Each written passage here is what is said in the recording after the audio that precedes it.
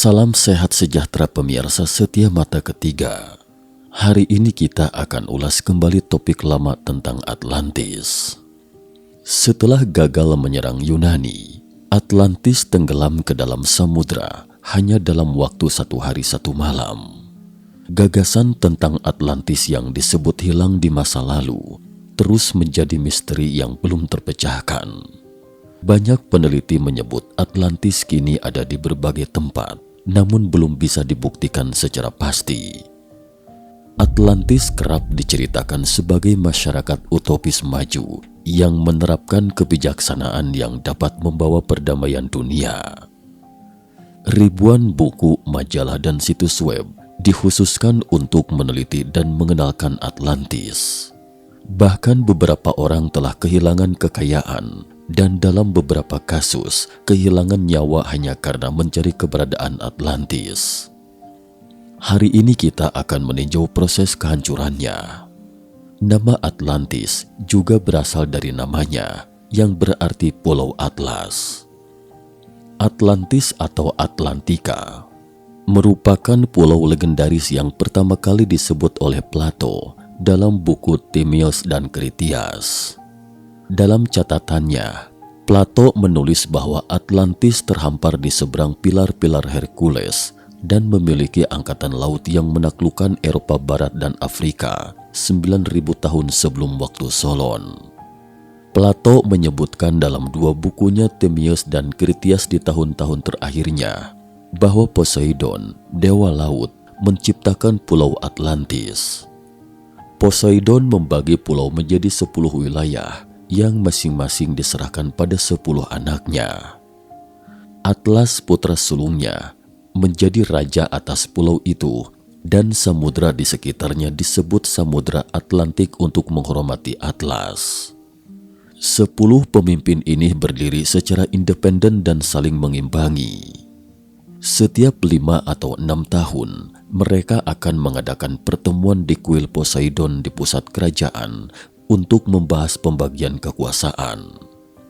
Sekilas terdengar mirip dengan sistem federal saat ini. Menurut deskripsi Plato, Atlantis ini sangat maju dan kaya raya. Orang-orang membangun istana, kuil, dan altar yang megah. Bagian dalam kuil ini dihiasi dengan emas, kuningan, dan gading, serta patung dewa yang terbuat dari emas. Selain itu, kerajaan ini juga memiliki pasukan yang sangat besar, puluhan ribu kapal perang yang disebut sebagai kerajaan dengan kekuatan militer super prasejarah. Lantas, mengapa peradaban maju ini hancur? Itu karena gempa bumi dan banjir yang tiba-tiba. Plato mengatakan bahwa ketika moralitas manusia merosot, perilaku mereka membuat murka para dewa, dan Zeus, raja para dewa, mengakhiri riwayat Atlantis dengan gempa bumi dan banjir. Atlantis pun lenyap hanya dalam semalam. Jadi poinnya di sini adalah banjir prasejarah dan 24 jam penghancuran sebuah benua. Mungkinkah kedua hal ini nyata adanya? Ini juga misteri yang akan kita singkap hari ini. Kehancuran Atlantis adalah satu-satunya banjir prasejarah yang waktunya tercatat jelas yang kita ketahui sejauh ini. Menurut Plato, yaitu 9.000 tahun sebelum waktu Solon atau sekitar 11.600 tahun silam. Solon adalah seorang negarawan terkenal asal Athena kuno yang hidup sekitar tahun 600 sebelum Masehi. Mengenai banjir prasejarah, ada legenda dalam peradaban di seluruh dunia. Kisah Bahtera Nuh dalam Alkitab. Bangsa Maya juga memiliki Popol Vuh yang juga menyebutkan bahwa dewa menurunkan banjir karena perbuatan jahat manusia. Dalam legenda peradaban lembah Sungai Gangga di India, diceritakan bahwa ketika seorang biksu pertapa yang dikenal sebagai Manu sedang mandi di Sungai Gangga, dia menyelamatkan seekor ikan. Dan ikan itu memberitahunya bahwa banjir akan segera melanda. Biksu pertapa yang selamat dari banjir besar itu kemudian menciptakan seluruh peradaban India. Sementara dari Tiongkok, tentu saja kisah banjir yang terkenal tentang Takyu yang berhasil mengendalikan banjir. Ia kemudian mendirikan dinasti Tiongkok yang pertama kala itu. Selanjutnya mari kita lihat peradaban Sumeria di Mesopotamia Timur Tengah. Juga ada catatan yang mirip dengan Bahterano. Teks itu diukir pada tablet tanah liat. Cerita utamanya tentang Dewa Sumeria yang menciptakan 5 peradaban. Tetapi kemudian semuanya jatuh merosot dan para dewa pun memutuskan mengirimkan banjir untuk menghukum mereka. Namun ada seorang bernama Ziusudra yang diperingatkan Dewa Enki tentang keputusan para dewa untuk menghancurkan umat manusia dalam sebuah air bah. Enki memerintahkan Ziusudra membangun sebuah kapal besar sehingga ia selamat saat dewa menurunkan banjir selama 7 hari 7 malam. Kemudian Ziusudra menjadi nenek moyang peradaban Sumeria selanjutnya. Suku-suku bangsa kuno yang berbeda ini semuanya meninggalkan catatan tentang banjir prasejarah. Dan sebagai catatan, kesamaan kisah mereka adalah bencana yang tiba-tiba dan kehancuran. Banjir besar datang tiba-tiba, membuat orang-orang tidak siap dan tidak sempat menyelamatkan diri. Saat itu transportasi masih sangat terbelakang, dan bahasa di berbagai daerah juga tidak sama, sehingga tidak ada kemungkinan globalisasi informasi, dan dengan sendirinya juga tidak ada kemungkinan plagiarisme. Jadi, hanya ada satu penjelasan, bahwa banjir prasejarah yang menghancurkan itu memang benar-benar pernah terjadi. Menurut pemahaman yang diketahui ahli geologi tentang gletser, bahwa antara sekitar 26.500 dan 20.000 tahun yang lalu, gletser di bumi adalah 2 kali lebih banyak dari saat ini, yang mencakup 25% dari luas daratan. Saat gletser mencair, permukaan laut terus naik hingga 7.000 tahun yang lalu. Permukaan laut naik 125 meter sehingga banyak daratan yang terendam oleh air laut.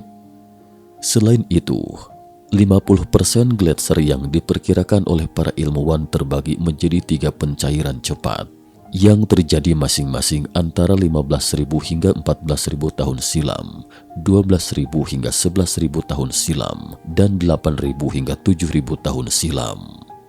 Sebagai catatan, jangka waktu pencairan glasial kedua dan ketiga sesuai dengan banjir besar peradaban Atlantis dan Sumeria dalam topik yang kita bicarakan hari ini. Banjir besar yang dicatat oleh mereka semua terjadi pada 12.000 tahun hingga 11.000 tahun. Bertahun-tahun, kondisi yang secara logis diperlukan untuk terjadinya bencana banjir adalah bahwa sejumlah besar air lelehan glasial mengalir ke daerah yang dihuni manusia dalam waktu yang sangat singkat. Jika ini hanya proses yang lambat, maka orang-orang di daerah pesisir asli memiliki cukup waktu untuk pindah ke tempat yang lebih tinggi dan tidak akan ada dampak yang menghancurkan. Harap dicatat bahwa jangka waktu pencairan gletser kedua dan ketiga konsisten dengan topik yang kita bicarakan hari ini. Banjir besar bertepatan dengan peradaban Atlantis dan Sumeria. Banjir besar yang dicatat oleh mereka semua terjadi dalam 12.000 tahun hingga 11.000 tahun lalu. Secara logis, terdapat kondisi tertentu terjadinya banjir, yaitu sejumlah besar air lelehan gletser mengalir ke daerah yang dihuni manusia dalam waktu yang sangat singkat. Jika hanya dalam proses yang lambat, maka orang-orang di daerah pesisir seharusnya memiliki cukup waktu untuk pindah ke tempat yang lebih tinggi dan tidak akan ada dampak yang menghancurkan. Namun pertanyaan selanjutnya adalah, apakah peristiwa pencairan es yang cepat ini memang benar-benar pernah terjadi sekitar 11.600 tahun silam itu? Dan pencairan itu seharusnya cukup cepat untuk menciptakan banjir dahsyat yang melanda seluruh benua Atlantis dalam 24 jam. Bukan hanya tsunami yang disebabkan oleh banjir, tapi juga memicu gempa besar dan letusan gunung berapi seperti yang dikatakan Plato. Dan betapa mengerikannya jika memang demikian, karena bisa terjadi secara tiba-tiba tanpa peringatan pada saat itu. Lantas, Siapa yang bisa menjamin bencana itu tidak akan terjadi tahun depan atau bahkan keesokannya? Dan menurut hasil penelitian saat ini, kemungkinan tersebut memang ada. Seorang profesor Italia bernama Cesare Emiliani mengusulkan teori zaman es, yaitu air es yang mencair dengan cepat dan membentuk kendi es besar di bawah tutup es gletser. Coba bayangkan sejenak, teko berisi air, tetapi tutup dan dinding di sekitarnya terbentuk dari es. Fenomena ini seringkali merupakan hasil dari reaksi panas bumi. Ibarat sebongkahan es besar yang meleleh dari tengah terlebih dahulu. Selanjutnya area tepi yang tidak meleleh ini dengan sendirinya akan menjadi selingkaran bendungan untuk menampung air. Inilah yang disebut bendungan es. Penyebab umum lainnya adalah karena pergerakan gletser itu sendiri yang menghalangi air es yang mencair. Seperti halnya danau penghalang yang terbentuk setelah tanah longsor, bendungan es itu sendiri akan terus mencair dan menjadi semakin tipis. Akibatnya, air di danau es terakumulasi semakin tinggi dan tekanan air meningkat. Ketika batas yang dapat ditanggung oleh bendungan es terlampaui, itu akan menyebabkan runtuhnya bendungan. Akibatnya, ribuan kilometer persegi air yang terakumulasi di dalamnya akan mengalir keluar dan dilepaskan seketika. Ini bukan lagi masalah berapa meter kubik, tapi berapa kilometer kubik. Jadi, bisa dibayangkan kekuatan energinya cukup untuk menghancurkan sebuah kota besar. Konon seperti inilah terbentuknya lahan negara bagian Washington, Amerika Serikat. Gelombang gletser pernah terjadi pada tahun 1958 ketika sekitar 40 juta meter kubik es dan batu di Teluk Lituya, Alaska tercurah dalam longsoran salju. Peristiwa yang terjadi di Alaska pada tahun 1958 itu sering dianggap sebagai gelombang tsunami tertinggi di zaman modern dengan ketinggian mencapai maksimum 524 meter.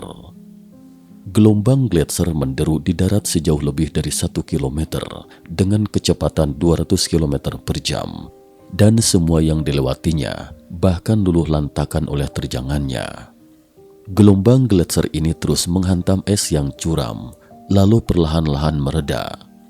Jika gelombang ini berasal dari lapisan es besar di Skandinavia dekat Atlantis, skala sapuannya bisa mencapai lebih dari 40 hingga 60 km. Setelah masuk ke lautan, maka akan segera memicu tsunami dan kekuatan penghancurnya jelas tidak terbayangkan. Kota manapun akan dihancurkan olehnya. Dalam proses pencairan gletser yang cepat, mungkin akan terbentuk banjir besar seperti bendungan Tiga Ngarai dan kegagalan bendungan. Puncak banjir bisa setinggi puluhan atau bahkan ratusan meter. Ditambah dengan efek superposisi dan amplifikasi longsoran salju, saat masuk ke lautan akan menyebabkan tsunami besar. Oleh karena itu, kemungkinan terjadinya banjir secara tiba-tiba selama proses pencairan es itu sangatlah tinggi. Mengenai catatan banjir besar, Plato menulis sebuah bagian yang sangat menarik. Dia menulis dalam dialog Timaeus bahwa semua peradaban sekarang berdiri tanpa gangguan kondisi apapun. Banjir berkala menghancurkan satu demi satu peradaban, hanya menyisakan beberapa orang yang buta huruf. Maka peradaban baru hanya dapat dimulai dalam ketidaktahuan. Kalian bagaikan anak kecil yang tidak tahu apa-apa tentang apa yang pernah terjadi di masa lalu. Kalian hanya ingat banjir, namun terjadinya banjir besar tidak hanya sekali. Inilah yang dikatakan Plato tentang banjir besar lebih dari sekali. Peradaban Atlantis yang sangat maju menghancurkan umat manusia dalam sekejap. Kini, peradaban modern sekilas memang tampak sangat maju. Namun meskipun kita memiliki radar apertur sintetis dan superkomputer, tapi tetap saja masih sulit untuk memprediksi secara akurat kondisi cuaca 3 hari mendatang. Apalagi gempa, jauh lebih sulit lagi untuk diprediksi. Apakah kita memiliki kemampuan untuk memprediksi dan menghindari bencana sekejap seperti yang dialami Atlantis? Betapa kecilnya manusia di hadapan alam dan seakan tak berdaya saat menghadapi amukan alam. Sekian dan terima kasih atas perhatiannya.